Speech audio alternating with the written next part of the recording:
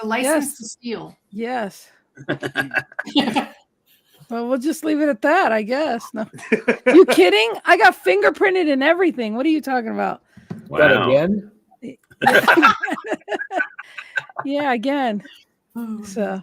Yeah, I tried to get clearance passed. one time. They had to fingerprint me to get it like a background check, and it took 2 hours for all of them to stop laughing. So no, I kind of laughed because they tried to tell me it was going to take like 2 or 3 weeks to get my fingerprints back and stuff. And I'm thinking, wait a second. So you get somebody's fingerprints, their background and everything. If you're looking for somebody, shoot, they'd be gone states to states, countries to countries. I mean, what the heck? Everything's. Go ahead. No, just. No, go ahead. Keep going. I was just laughing because I was like, everything's been modernized, but heaven forbid somebody willingly give fingerprints and do background check, and it's going to take you that long to find out that they're, not a criminal or something. I don't know. Just thought it was funny. It's amazing because we get fingerprinted or have background checks done for different kinds of consulting or different kinds of work that's been done, depending on who you're working for and what. But I did a TV show where I played a killer, but it was based on a real event. So I'm dealing with the actual homicide detectives, and they wanted to swab me and take my fingerprints on camera. And I'm like, what are you going to do with these? You are going to destroy them. You're not going to put the DNA. And he was like, oh, yeah, no. I'm like, no, I'm serious. Are you? No. I go, can I have them? Because I want to know that you're not. What if they end up in somebody's, plan? Yeah, lock for evidence for something. So, but I'm reluctant to put my thumbprint, my fingerprint on the phone for those very reasons, because you just never know. But yeah, I mean, you're they want to know that you're you, and that they can track you in case you commit any crime. So right. So I always wear rubber gloves. And she's. That's an untoppable statement. Yeah, I'm like, I was going to ask about what for. I put rubber gloves on my rubber gloves. I mean, you never know. Apparently not. See, I'm just naturally funny. Yes. It's like, are there a lot of openings in that field? Yeah. The rubber glove field? Use of them. Speaking of rubber gloves, I'm thankful for you guys. Yeah, we're thankful for you too. Because we're the Rubber Glove Club, what? I was just trying to do a speak for yourself there, Barry. Segue, I didn't know where it was going. A glove held just right looks like what, a rooster or a turkey? A turkey? A turkey. And given the theme of what Kellen's talking. There you go. Yeah. Thank you. There we go. You don't need rubber gloves. Just do what I used to do with my first wife. We used to sit and watch TV, and I'd sit there filing my fingerprints off while we were watching TV. And she said, "What are you doing?" I said, "Getting rid of the fingerprints because I just don't know how much I like you at this point." So it was the easiest way to get out of the marriage. It was really easy. But no fingerprint is still a fingerprint, right? Yeah, right. That's why the smart ones use super glue. And there you go. And they don't understand. They're filed by no fingerprints to the lots of fingerprints, right? So they're always the first ones to find. It'd be easier to find you. Exactly. Because you would match everybody who doesn't have fingerprints. I wonder how many people don't have fingerprints. Welcome to our new show, How to Get Away with It. Have you ever seen that meme that goes around where they show you a half a fingerprint and half a tree stump? Yes. Mm-hmm. And your point is? You can be born without fingerprints. Oh, you did research now, huh? Yeah. Well, there are people born without brains and they're still walking around. That's true. And that's why we call it the White House. No, just kidding. And you were like, that's me. And that's why we call it the White House. But no, they're just kidding. Oh, boy. Well, the turkey is the symbol of our country. What is? I mean, think about that for a second. No, the eagle? Well, no. They say the eagle, but it's really. You guys remember that? Benjamin Franklin Where do you Benjamin celebrate Franklin eagles? wanted the turkey to be our national bird. It almost was our national bird. WKRP in Cincinnati. Remember Les Nesbitt when he doped all the turkeys out? Yes. No, you're not, Lynn. Check her fingerprint. I See can. if it's really her. That was such a funny episode. Oh, Ken, I'm glad I'm you're sorry. here. He's a You guys former... probably wish I were back performing tonight. No, we're glad you're here. No, bring the good stuff here. Bring the good stuff here. All right, so should we start the show now? Let's start the show. Yeah, we didn't have enough pre-show beforehand, so we had to do it during the live show.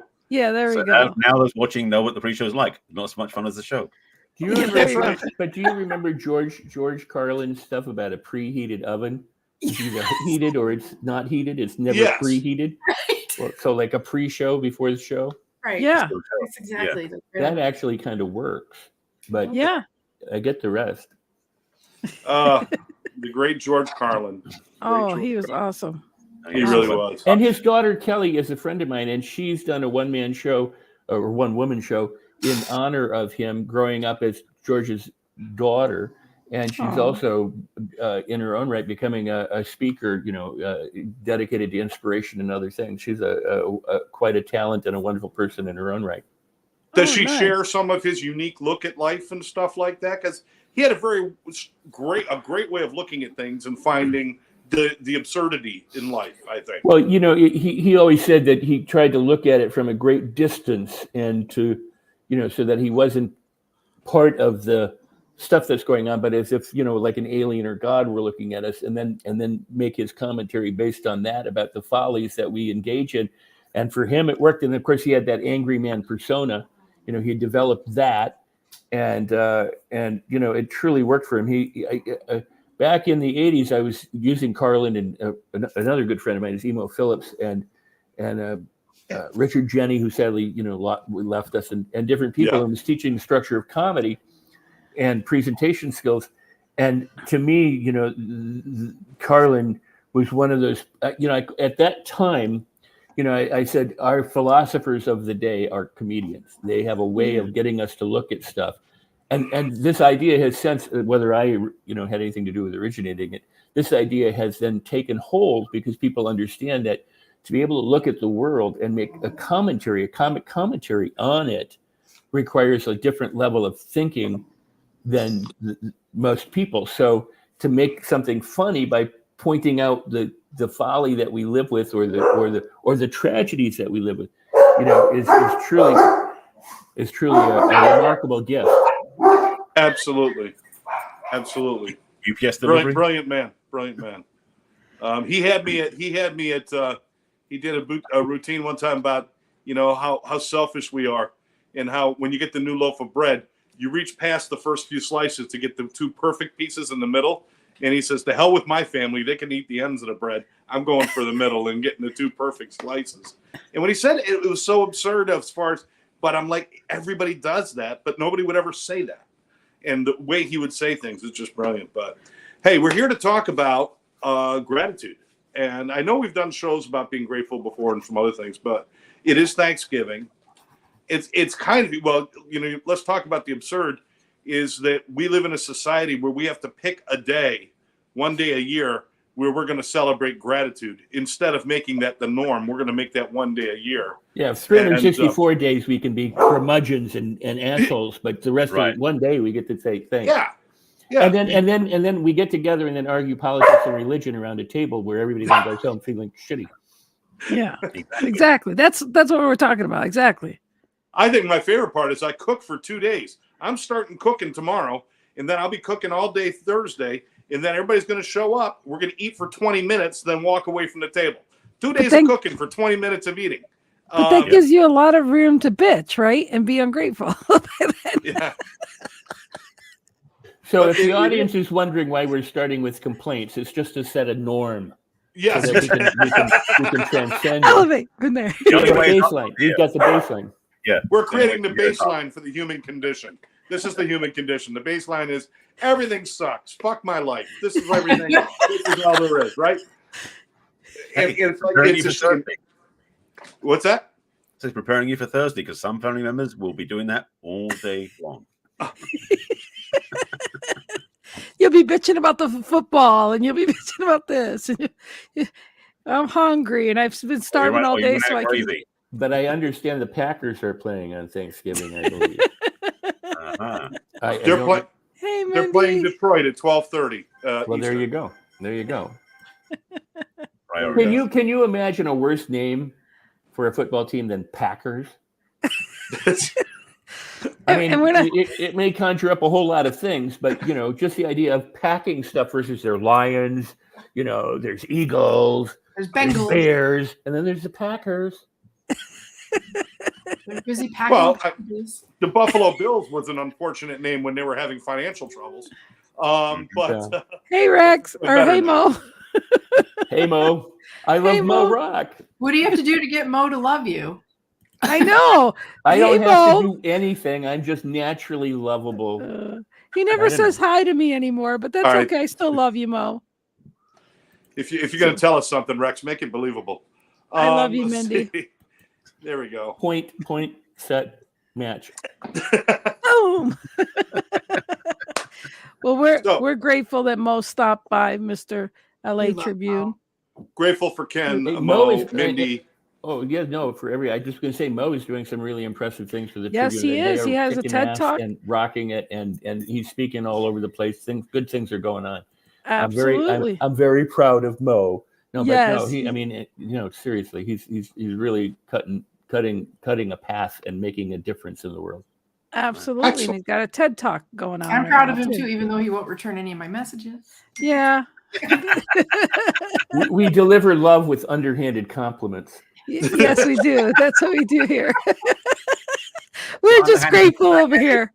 And you know what? He's probably not even watching anymore. He's going to the next thing anyhow. So undoubtedly he's gone. That's right. He's gone. We can keep talking about him. Anyways, that's like I love you, but you need a haircut. Yeah, and no, it's and not you know. And no, helps soften it, but dismisses it. Yes. Yeah. But dismisses it. I love that. Or you could on Thanksgiving just say, love your butt and start the conversation that way. Did you say love your butt? Yes. I have headphones in because I'm not where I normally am, and so I just wanted to make sure you said love your butt. You heard it right. Yes, you heard it right. He had nipples in. You're taking nipples in, but you love your butts. Oh my gosh. Oh, I think I'm gonna go. Coward. We're just getting started here. What are you talking about? Oh my gosh, I love you all. Live show, yes. Live show. We should point out though that part of feeling good and Thanksgiving and loving life is the ability to laugh. Absolutely. Absolutely. And the best way to do that is don't take yourself so seriously. Don't make every idea in your head the end all and be all of existence. Just stay open, stay young. I mean, enjoy yourself a little bit. Again, it really is a shame. It really is a shame that we've got to create like every day should be Christmas. Well, and they're like, Christmas is coming. Every day's like Christmas, and Christmas is. Why isn't every day just good? Why don't we just do that? Why do we have to set aside special times? Now, I love like Veterans Day and paying good attention and saying thank you to our vets, but shouldn't we be saying thank you every day? If you every time you meet a vet. To thank a vet, to thank a first responder, we should be doing it. It's almost a shame that we set aside days for these specific activities. And gratitude should be something you should be living in every day. That's my opinion. I don't get to like make that decision for other people. So wait a second. Whose else's opinion would it have been if it weren't? Hey, Ben. Ben Gay. Ben Gay. Love Ben Gay. Absolutely. Great guy. But Ben no, is you're another one of these powerhouse guys who, people just got to get to know Ben. Absolutely. If you don't know him, you got to get to know who he is. Absolutely. And I'm happy to say he and I are doing a program together coming up soon. So I love that. Yeah. I'm gonna have to get you guys on the Lynn's BS shows coming up here soon. Now that I'm done studying really hard. Yeah. So yeah, you're absolutely right, Scott. As far as people forget that every day when you meet with somebody new or you encounter somebody, we have the opportunity to, either be negative or positive. And Rex, this is this is the epitome of Rex is always, we have a choice, and the choice is, why don't you pick the best choice instead of the shitty choice? Because, you have a choice, and the best choice you pick is, and he's got some things here, celebrate everything, and he's got also here, dog poop or diamonds, you choose. So, and then like we got the love doctor here, and he's learned from his mistakes. Oh, yeah. And his mistakes is the blessing for other people, because he teaches you not to fall down in those pitfalls.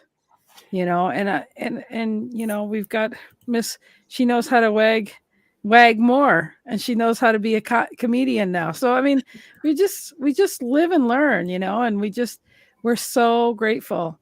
And then Mindy says here, Ben Gay works well on my right knee. Rare right now. Oh, but anyways, Lucky Ben. Oh, you want to read that, Scott? Ken says, take a little time for yourself. Take a little walk Thursday morning.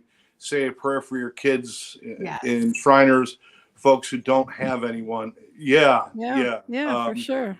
There are so many people out there. I mean, I guess we've all had that where it's like, hey, things could always be worse. Or, the guy who complains about not having shoes, and the next guy doesn't have feet, and you can do all that stuff. Right.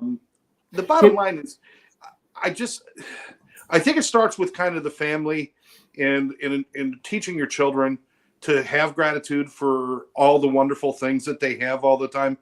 And we live in a society now where it's I want. And that even, we're feeding that all the way down to the kids. The ads are all aimed at the kids. If you don't have this bike, if you don't have this, or this, that, or this video game, or this phone, you're not good. And, we've kind of missed that whole thing about, just finding joy in everyday things and in people. And, hopefully we can get back to that. But I'd really like to do is kind of go around and let everybody talk a little bit about what gratitude means to them. And, is it something that is important in your life, and has it helped you in your life, living a life in gratitude? So, Kellen, why don't you start us off? Because, we usually save you for later, but I'd rather kind of get your stuff out of the way fast so we can get to the other stuff. No, I'm kidding. I'm glad you picked me, put your because crown on and go to town, baby. I've created my whole life around gratitude. So you really have. That.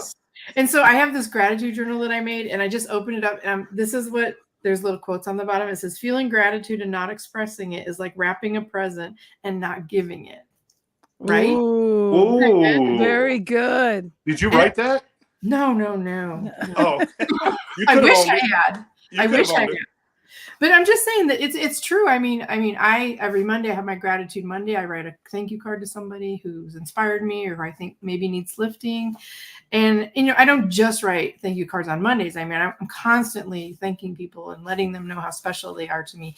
And even though it makes them feel good, I feel amazing because they've touched me, and I feel like I'm doing good to the world somehow, one handwritten note at a time. So yes, it's part of my daily life. I have my journal. It says, today I'm grateful for, and I have a list of things that I say that I'm grateful for. And then it says, today I will send gratitude to. So whether it doesn't necessarily have to be a handwritten note, I can call somebody, I can email somebody, I can smile at somebody on the street. It's just, but I make sure that I send gratitude to somebody every day. So that's how gratitude is pretty much my life. I love that. Her. Is awesome. That is awesome. Now I got to ask you though, was that always the case for you, or was that something you developed through, whatever, trial and error or whatever it might be? No, it was when I was at my lowest and miserable and hated life, and I hated my job, and I hated everything, every aspect of my life. And like I talked to a couple of you on shows that during COVID, I took the time to reinvent myself and determine what was the one thing because I was highly successful at almost everything I did, but I was miserable. And I thought something's out of alignment. But the one thing that I did consistently was show gratitude and write thank you notes. And then I realized that I could create a whole business around that. And I love what I do now. So that's brilliant. That is brilliant. Love it. Mr. Rex. Well, gratitude is one of those things that, just transforms everything once you start to practice it. The idea that, expressing appreciation, when you do it in itself appreciates, it exponentially increases, like compounding interest. The interesting thing for most people is just to be grateful for anything and everything, and a lot of people will go, well, what am I supposed to be thankful for? Anything. Be thankful that you have feet, be thankful that, you're sitting on a chair, that you have a chair, that you have a roof, that, whatever. But here's where I think transformation really occurs, is when you are grateful for everything. That's why I say celebrate everything, because, people get selective. Well, I'm thankful for my family, but I'm not thankful for the neighbors because they're assholes. No, the neighbors are a more important gift to you in some ways than your family, because they're the ones who, by fault or on purpose or otherwise accidentally, are the ones who, wherever you feel emotions that are not acceptable for you, whether they're sadness or fear or anger or whatever, that's an opportunity for you to release them. So they're there as a gift to help you awaken. The events and circumstances in your life that are the most troublesome are there to help you get out of your comfort zone and move forward, so that you don't die like a slug, in the sun on a stone, because we get into our comfort zones and we don't do anything because they're comfort zones and they're habits and they're the default settings. So all of the tumultuous, events and circumstances and bad things happening, which we call bad things, those are the things to truly be grateful for. Because when you can be grateful for them, then life is completely transformed for you. Because if you can be grateful for the stuff that sucks, then it's easy to be grateful for the stuff that, is great and rocks and that you love. I mean, so the real practice of gratitude is to exude joy and gratefulness and appreciation for everything. That's why this is the day the Lord has made, rejoice and be glad, is not saying, rejoice and be glad in part of it. Right. This day, whatever the day brings, be glad, celebrate it and express. Now, I know people will say, well, that's easier said than done. Okay. Next excuse, next reason why not to do something. Next what? I mean, okay. So what's the alternative? Learn to transform and have an incredible life, or go, yes, well, that's easier said than done, and do nothing about it, which means you're staying in your default, comfort zone and not willing to leave. So whether it's easier said than done, or it's done easier than you think it is, you will never know until you actually decide to do it. Well, Rex, you also get the people, and I'm sure you've run into them and probably dealt with them, that it's like, well, let me give you a list of the things you can't be grateful for. You can't be grateful for illness or for this or for that. And it's like, it always baffles me. I'm thinking, how many good things did you skip over to find those negative things? How many positive things did you have to push aside so you could point out that one negative thing? And it's like, no, I'm not grateful that I'm sick when I get sick, but I am grateful that I have the ability to take care of myself. I'm grateful. So it might not be, oh, thank God I got sick, but more like, thank God I have the ability to heal. Well, or at least I've got thank the ability God to that. No, you're absolutely right. But or thank God that this is causing me to slow down and begin to look and to examine and to learn and to discover how I can manage my health better or my attitude or whatever it is. So through this illness, I know good things will come about, even though I may be uncomfortable with the illness. So and this discomfort is getting my attention, which I may never ever have given. So, but what I love you said is how many things they skip over in order to come up with the reasons why they can't be something. Right. Yeah. You say you can be happy about everything. You go, no, you can't. Okay. All right.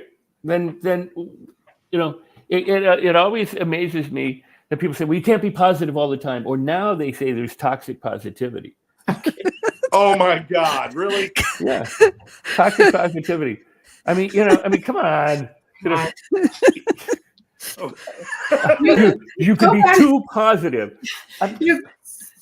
Go back to the sickness thing. You thank goodness my body gave me this sign instead of just quitting. Well, yeah. And not only that, it brought it to your attention so that you could helpfully resolve it. Otherwise, it'd just be a silent killer. Right. So there's a lot of good that you can find if you're just willing to find it and emphasize it. Job said, the thing I feared I brought upon myself. So the alternative is if what you think about you bring about, and power and energy follows where your attention is, and you go, well, you can't be happy about everything. Well, then you're putting your power, your energy onto that thing, and it expands and it grows. Withdraw yourself from that. Learn how to be different. Wake yourself up. Yeah. It almost seems there's. I mean, I deal with addiction in everyday life. One of the things that surprises me most about the human condition is our propensity to become addicted to negativity and to bad things.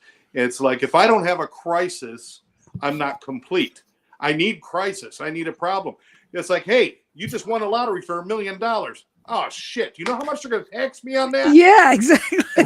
And it probably, the guy who probably delivered the $1 million check probably had COVID anyway. And I'm probably, you could go on and on. But people live in that zone. But it's an absolute choice. It is an absolute choice to decide that's what I want to focus on. You could focus on other things if you wanted to, but you don't want to. I want to share something along the lines of what you just said, because it's important, and it's a true confession. Earlier in my life, I was surrounded by a lot of people who are very famous, very rich, very, very influential, very powerful, and I would be in their homes, their mansions, their palaces. I'd be hanging out with them. People go, wow, you're really lucky, to be able to do that. And on the one hand, I would go, yeah, I am. On the other hand, I would go, yeah, but you don't want what they have. I mean, that was what I kept walking away with. These guys have everything. These gals have everything, but they're not happy. And they've got these entourages, and they got this responsibility, and they're in some ways busier than ever. They've got stalkers. They've got lawsuits. They've got all this stuff. And I went, geez, I don't want anything to do with any of that. I want to have millions of dollars, but I want to lie in a hammock on the beach. Yeah. And sip coconut, juice and stuff like that. I don't want that lifestyle. And so subsequently, I didn't get that lifestyle. So What I'm saying is, a lot of people shut things out because they look at stuff and they look at the negative side. Some of those people who have all of that stuff are deliriously happy that they have all the money and the riches, because they can be philanthropic and they can go through their day without ever worrying about that they're making a dollar, because they know their money's generating massive wealth for them while they do what they want to do. So everything is about the attitude and what decisions you make in life, and where you kind of parse yourself. You fall out on the side of this is unglorious and sucks, or this is wonderful and glorious, and I can make the best of it. Well, you know what they say, the grass is always greener where the septic tank is buried. So it's all that shit grows really good grass. I mean, that's just the way things are. Barry, what do you think about all this, buddy? Oh, I go after the septic tank. Thank you so much. Either that or horse and manure, so you can pick. No, quite a couple of things. One is something that Rex said that really reminded me of something, which is basically the suffering or the experience of challenge oftentimes for people, something they want to avoid and get away from. That's why when you get people get a pain, they take a painkiller rather than facing the pain, or even being so crazy as to actually ask the pain why it's there.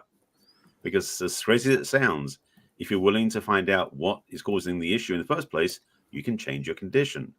But it takes effort, it takes willingness, and it takes being in the place of being in the pain for more than a couple of seconds. But so many people will reach for the aspirin right away, or reach for something else to avoid stuff, which is unfortunate. So part of it is that's one of the issues. The second piece is, and it's going to came up earlier about happiness, is the question is, are happy people more grateful, or are grateful people more happy? Because frankly, they go together really well. So you play with that case too. But being about relationships, one of the things I also be aware of is, and we've talked about this a bit in the room, about being grateful for yourself. But how many people wants to get into a long-term relationship forget to be grateful to their partner every day for any reason? The fact they came home that day, the fact that you had experience with them, the fact that you got a hug from them. There's so many things that we can be grateful for, but we just forget about that stuff because we've gotten used to it. That's the other part. We go unconscious because it becomes familiar and easy and repetitive. And we don't actually go into a place of like, oh, another day where I get to love this person. What a great gift that is. Right. So if people chose relationships from that perspective, boy, that could change a lot of people from having divorces and breakups. But we're not usually doing that. So that simple fix, so to speak, can be transformational in your relationships. Any relationship, not just romantic. But if you, this is the fun part, Because talk about, if you're thinking revolve, go home for Thanksgiving, to quote somebody, I keep misplacing who it is, it's Bradshaw or the other one. It went in my head. But the thing about it's like going on for Thanksgiving for some people is really challenging. Can you be grateful to the person who's challenged you the most at the table? When you find something in your heart to thank them for, because that will start to diffuse the bomb that's sitting in front of you as well. Because some people go on for Thanksgiving and it's the most challenging time of the year, because it's the one time of year they're going to meet a certain relative or a certain member of the family that is always their most challenged person. I won't say hated, but most challenged person. If you can be grateful for them, I'm grateful to them, and say it out loud, you could transform all the relationships around you. So I'm passionate about gratitude being a useful skill. Yes, I don't have it right now, but I used to have a gratitude jar I used to fill up all the time by putting at least 3-5 things every day that I'm grateful for. I don't do it physically, do it internally. But like, yes, just a little quick story. This is the week of Thanksgiving. Going to Costco this week is a nightmare. I know that. But I went early yesterday morning before it opened. I got in the line to get gas, the fastest I've ever been through the gas line. Then went into the store right at it opened, and there were like 25 people in front of me. I was in and out the door in 10 minutes. That never happens. But wow. I was so grateful because I just thought, well, if I go early, maybe it'll be easier. And it was easy. So this was realizing you can do simple things and make it easy. So I was grateful for that. But what I love about what you just said is, there's a saying, and it's based on actually ancient thought leaders. Elsie Benedict said it. Hill said it. Hanel said that chance or the universe favors a prepared mind. So when you're prepared, like the Boy Scout motto, Girl Scout motto, always be prepared. You go, hey, and you planned to go there before, so you're not caught in the stuff. I mean, that's preparation that you did that got you a good result. So bravo, very cool. So the funny thing was, just to make it even more clarity, is that a friend of mine who's right now, came out of surgery, so she's in a wheelchair right now. She had to go to Costco today, and I knew what was going to happen. Trying to get parked was a nightmare. Getting in and out was a nightmare. But the great thing is that we had fun doing it. And that's another part too, thinking about joy and happiness. Because it could have been a nightmare. And I saw people around in the lines looking so depressed and so frustrated. I'm like, you're actually spending money to have things in your life that other people can't afford. Can't you be happy about that? So for me, like you can make any circumstance, like Rex was saying, you can make any circumstance something to be happy and joyful and thankful for. It's a choice. Always a choice. You're too toxically positive. I know. I'm actually having a physical reaction to your positivity here. Me too. I think about toxic positivity, I've heard that term thrown around as well, because the toxicity is used a lot in language. But the thing about positivity is some people are positive, but they're not backing it up with truth. So there are people who are basically saying everything's perfect, everything's great. Well, it's like, but they're faking it. There's some part of that feels to me like it's a fallacy or it's a falsehood. It's not real. So, it goes back to there are no weeds, there are no weeds, there are no weeds, or I can weed my garden and make it look beautiful. Yes, there is fantasy. I mean, most people live their life in fantasy anyway. They live with wishing and hoping and wanting, not what they need to do inside to make from within to without. So it's all based on if this happens, could this happen, would this happen? So there is that kind of blind, delusional stuff, but come on, that's not what we're talking about when we're telling people to be positive. Right. That's just a way of painting with a wide brush everything underneath, which, is the goal of the psychological community anyway, to make everybody broken so that you require their services. So, right. Well, the natural habit is to try to be negative, but you should work that through with being positive about it, like you said, like if you win the lottery and you're like, oh my goodness, I got to pay taxes on that. But you got to say, yeah, but I'm grateful that I'll have this extra money to do good and be able to pay taxes for those that can't, it's working out those negative kinks that people avoid to see the great, the Pollyanna, to see the good in what is possible. And not talk about that negative, because you can take that negative, like we were starting out negative and then we were turning it into positive. So I think, like you said earlier, about skipping all the bad thing to find the good, or find the negative to go over. That's the thing. The people don't talk about the negative stuff and turn it into the bright side of things, and we forget about the perspective of things and looking at those negative perspectives in the brighter side of those things, that though we need that negative in order to have the brightness, and vice versa, and bring more light to the positiveness of the negative, which then the negative diffuses and becomes more positive in a very right. But some people love to complain. So they're basically affirming the negative situation. So finding joy and happiness is the antithesis of being a complainer. So if we suggest to anybody watching this, if you find ways to be grateful for something, happy for something, thankful for something, when you're about to complain, when you notice you're going to fall into that trap again, it's like, oh, about the neighbors, about this, ask yourself, what can I find that I can be grateful for? Like I mentioned about the dining table. What can I find about this situation, this person, this neighbor, this thing that I can be grateful for? Right. And that's the other thing. People forget, without seeing the depth of how something can be bad, you're not going to know that it could be good. And if something's good, you don't know how it could be bad. I mean, without having a gauge whatsoever, there is no gauge whatsoever. And therefore, how can you be grateful or not? You don't know. You don't. Go ahead. Yeah. No, keep going. So what I'm saying is that it's a great debate. It's a great topic, but yet you're always going to have somebody that's going to bitch about something because they can't see it. And I mean, some of us were in debate teams and we were put on both sides, and you can debate it on either way. But the point is I think that's what it comes down to. You should always be flexible and open-minded, and realize that depending on what side you need to be on, it's just like if you got a child, you're going to love that child no matter what. And you got to still love them, whether they're doing good or bad. And yet you've still got to somehow love them even when they do good and bad. So, yeah, right? Hopefully. Yeah. You know what I mean? I'm just saying, at the end of the day, it's just the way you perceive things and the way you look at them. And you've got to be grateful, and not just do it on Thanksgiving and not just do it the one day of the week. It's just, so you made mention of some things, and one thing that I consider part of my job is dispelling myths, and that they talk about negativity bias. There's no such thing as a negativity bias. I don't know when they're going to finally get this. There's a survival bias, which means that your brain looks for things that would threaten your life, which we deem consciously as negative. Right. In other words, you're conscious, there's contrast in the world. There's hot and cold, light and dark, in and out, up and down, there's day, night, everything. There's the contrast. There's negative and positive. Every battery has both poles, so it's part of life, the good and the bad. There are right now there's a windstorm somewhere destroying trees, and there's in Montana. And there's sunny days somewhere else.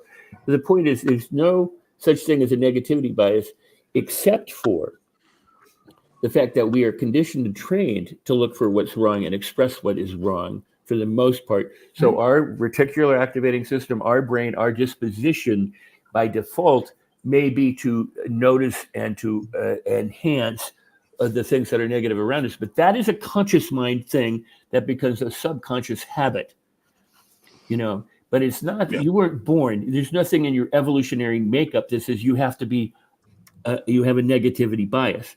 So, but you do have a survival bias, and you have the ability to judge and to say, I don't like this. And when people say they don't like it, then they consider it bad, or they consider it wrong, or they consider it evil, or they consider it negative, or they consider. So the judgment, if we stopped making judgments and could stay open, this is why I always say, enlightened people are around unenlightened people all the time, but it doesn't bother them. The people who are unenlightened are bothered by the people around them, but the unenlightened people are like, oh, if they all come to me, it doesn't matter. They're all so, we are all enlightened, you just don't know it yet. So the point is, ignorance is only bliss to the ignorant. I'm sorry. Well, this is true, and a pain in the ass to everybody else. Lastly, I would say this. I pick on the psychological, psychiatric, and medical communities for a reason. Because as long as people are broke, stuck, frustrated, angry, loathing, hating themselves or other people have an industry. As long as our hospitals and our doctors don't cure people but manage their illnesses, and maybe there are cases when that is truly necessary, but our medical model is an inferior model of health. and our psychological model is based on stupid notions. There's no ego or id or super ego. That was made up by Freud. And think about who Freud was. He had penis fascination and loved cigars and cocaine. I mean, this is the guy who we all adhere to. That's my kind of guy. Yeah, exactly. I like a guy who likes all those things too. And by the way, you've never, ever, ever seen a picture of Freud smiling. Never. It doesn't exist. It doesn't. No, look at all the. Well, hey, no, you're true. He is a miserable cuss. Hey, ask AI to make one for you, and there will be made one. So that's a good idea. No, but wasn't it Groucho Marx that said sometimes a cigar is just a cigar? But the Yeah. But the point being is these concepts are useful concepts to explain things about processes that work, but they don't make them real things. They aren't entities. You don't have entities occupying your head telling you you're a good person or a bad person, or I'm going to sabotage you, or I'm going to do this, or I'll show you, Mr. Sykes. It doesn't happen that way. These are neurological processes that are electrochemical in nature that are wired as habits, and then we name them. So you can name your parts. I have this part of me that's Bob, and this part of me that's Sally, and this part of me, Rex, we've been doing this forever. What we do is we create something that we can blame for our condition. Yep. So, if, and I deal with it with people with alcoholism and drug addiction all the time. They say, my alcoholism is waiting for me to have a bad day and it's going to come and get me. Well, what are you talking about? You are alcoholism. It's your thinking and your habits and your reactions that is alcoholism. And if you change that, then it's not out in the parking lot doing push-ups trying to jump up and get you. We create the ego so that when we do something, my ego got in the way, or I've got to control. It's like, instead of just taking responsibility for our own thoughts and our own actions and our own perceptions, if I'm looking at something and it doesn't look good, I have the ability to step in a different direction, look at it from another side and say, now I could see that.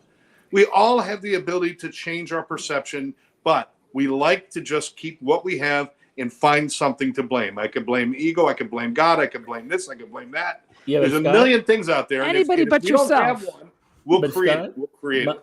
I'll blame Costco. But Scott, my left foot won't let me. My left foot won't let me do that. My left foot is in control. Think about this. People think I'm a good person or I'm a bad person. And they take those thoughts as their identity when those thoughts aren't who they are. They are having those thoughts. Right.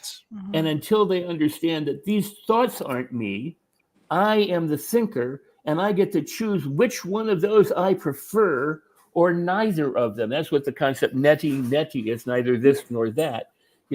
But people identify with their problems, they identify with their limitations, they identify with their complaints and their neuroses and all these things, instead of simply saying, I am beyond all this. I am beyond all this, and not in the egotistical sense, but in the sense of, what, you're divine, I'm divine. That's what namaste means. Is I honor the divine in you, with the idea that we all are that. And when we come from a place that says, I am not this, I am not my hand.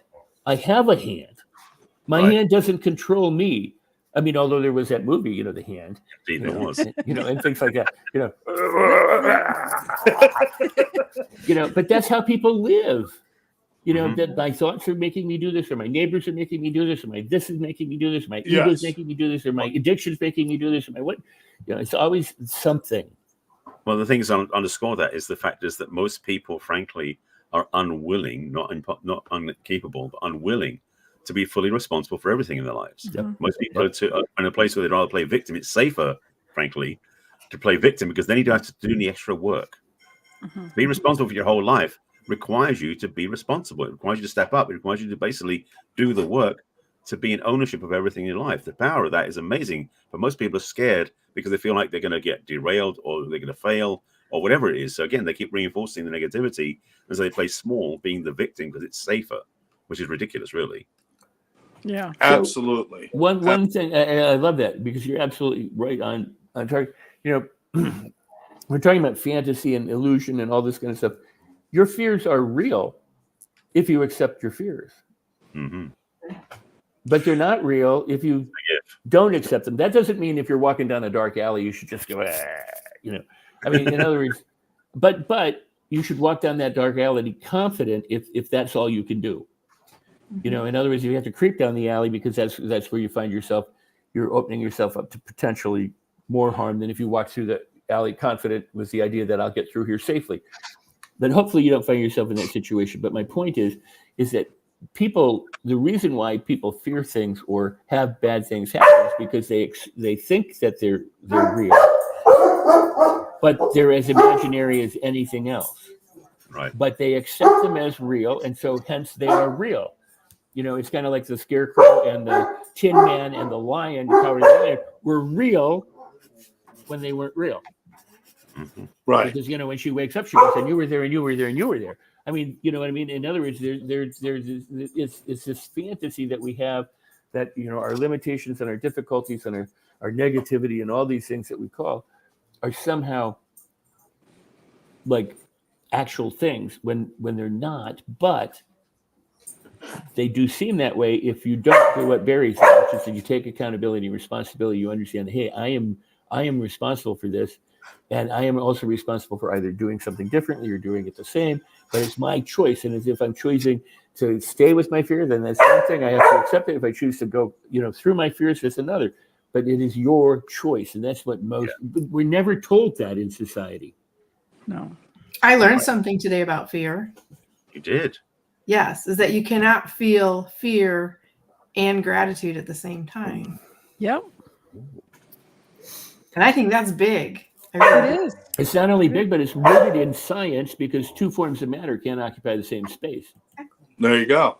There you go. Speaking of fear, you know, I was also going back to what Rex was saying about that, you know, people trained to look for the wrong. And what I've noticed in like my workspaces is the people that had the lowest self-esteem and the lowest confidence in themselves were always complaining and finding things wrong with everybody else.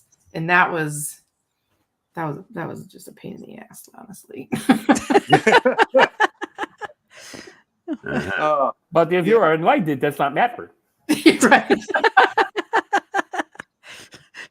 But our education, everything is all about look at the equation, tell me what's wrong. It's not, you know, anybody can go through a day and do 30 things right during a day. And you know what? If you made it through your day, chances are you did more than 30 things right. You didn't step in front of a bus. You didn't crash your car. You didn't do this. There's all these right. But they'll look for that one wrong thing that they did. I said something wrong, or I wrote a wrong number, or I did something and I made a mistake. And that one thing will occupy all of that space. And it's amazing how we amplify the importance of mistakes or the importance of things that we don't like. We amplify the importance of those, and we minimize the importance of all the things that are good, all the things that we like. What stage of our development does that happen?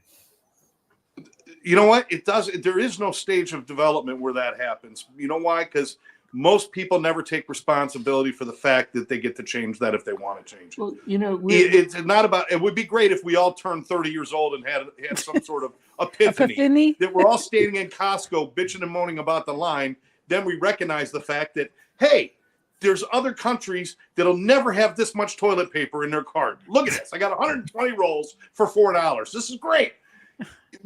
There's no epiphany that we have during that.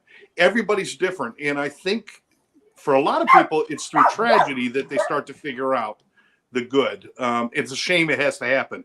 It had to happen with me. It had to be a complete tragedy before I was able to start saying, why is everything tragic? And then I started to realize not everything was. I used to think that God wanted me dead, that everything was out to kill me and everything happened to me. What I never realized is because of what I went through, I should have been dead, but I wasn't. And maybe all those horrible times I thought were the worst times of my life were actually the times when miracles were happening. And then I started shifting my thinking to, I'm not some victim. I'm a survivor. I'm somebody who survived something that kills most other people. And then once you start adopting that, it spreads to all other areas of your life. Everything has importance. Everything has a place. I love where I am right now. I love what I know about me and how I feel about myself. I like the friends I have in my life with you guys, and I like my life.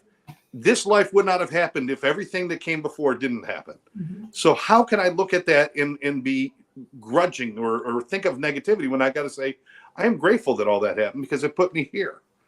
I don't know. Everybody doesn't have that epiphany, correct? No, but what's very important about what you said is sometimes, like, I could go back in my life and go, well, if I had made this choice, it would have been different.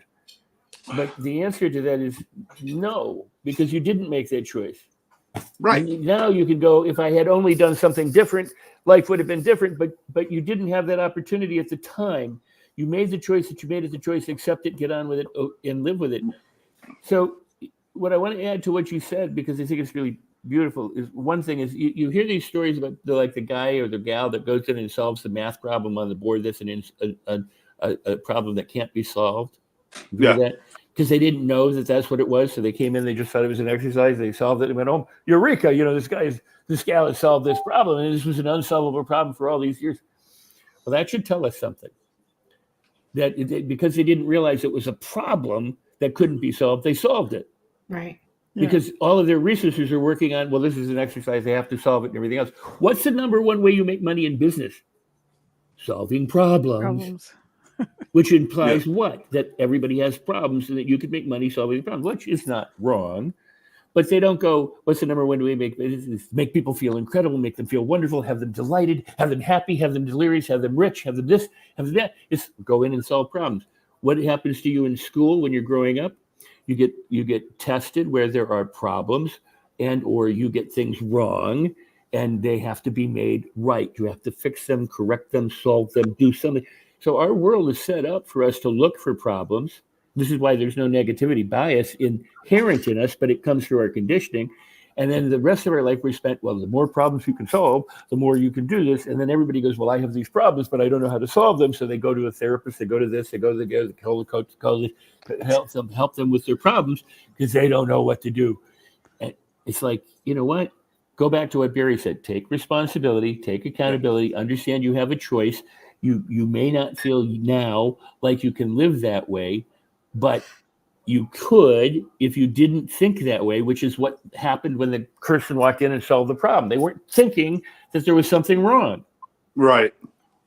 Right. So my father was a consultant for insurance companies for years, and he would fly into places and work there for 6 or 8 weeks. And we had to save money in this area. He redesigned their departments. He went to one place and they said, we need to streamline and make our complaint department more efficient.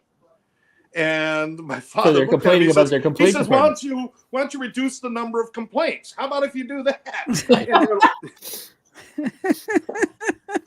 It's ridiculous. It's ridiculous. Obvious, but not obvious to Captain Obvious. So I don't like insurance. I think it's one of the biggest scams, along with attorneys and the medical field. Absolutely. All right, but here's the thing about insurance that you should know: they're betting you will pay all this money and never need it.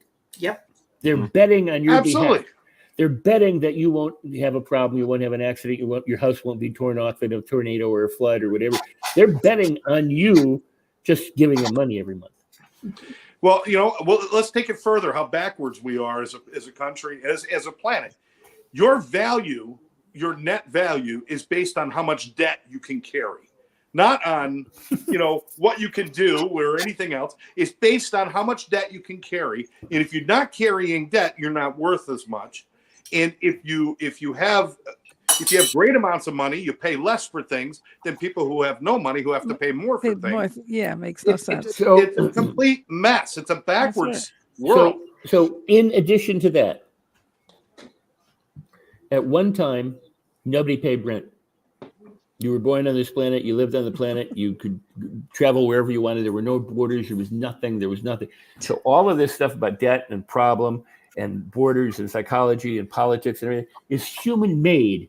It's all a fiction. It's like somebody wrote a bad novel and we're living from that novel. And then they go, well, you can't fix it. There's only capitalism and that's great. Or there's socialism and that's not so good. And there's communism and that's really bad. What if there were a whole new kind of economy that made everyone wonderfully rich and fabulously living great? Well, you say, well, that's not possible. No, but neither was that problem on the board. That's right. That's why I love Star Trek. Yes. And flip phones. Yeah. Roddenberry was a visionary about what life could be like. And the thing is, we haven't got there yet. I keep fingers crossed we'll get there at some point. But yeah, definitely possible. Well, you have to, in order to be active in a reality, you have to first conceive of that reality. And the problem that we have right now is that our politicians globally aren't conceiving of that reality. No. People might start beginning to see it, but meanwhile, there's the confrontation between the negative and the dark side, the contrast that's going on. But the possibility of emerging with a new vision through all of this weirdness is what we should be grateful for. Well, you know about Iceland? What they did a few years ago, where they put the bankers in jail. Yeah. They basically completely flattened out the whole debt system in Iceland, restarted it, and they reorganized their politicians. So it can be possible. And yes, and I would submit to you, which we got 4 minutes. Well, we should follow Iceland's example. Yes. Absolutely. So let's only elect politicians who go pro Iceland, and figure out a way to do it for us. Well, before any of that happens, we have to stop setting up scapegoats that we can blame all of our problems on, and everybody be responsible for making their households, their families, their communities, their neighbors, their friends, their coworkers, making it better for all of us. And we all have a responsibility in that. Until everyone takes responsibility, we're still going to live in a system where I'm going to elect somebody who's going to be my scapegoat for all the shit that goes wrong in life. So, yes. and as long as I'm going to put people like that in power, and anybody who runs for political office probably should not hold political office. It's just, that should be like the first thing. If you want to be president, you don't qualify to be president. We've got to do a wrap up now. So let's kind of go around the horn and talk about, hey, Thanksgiving's coming up. Maybe just final thought, or, finishing thoughts. We talked about everything but Thanksgiving. That's okay. Yeah, but this is what it's all about. It's about shifting perspectives, I think. That's right. Kellen, what do you say, darling? I have 22 things I'd like to talk about.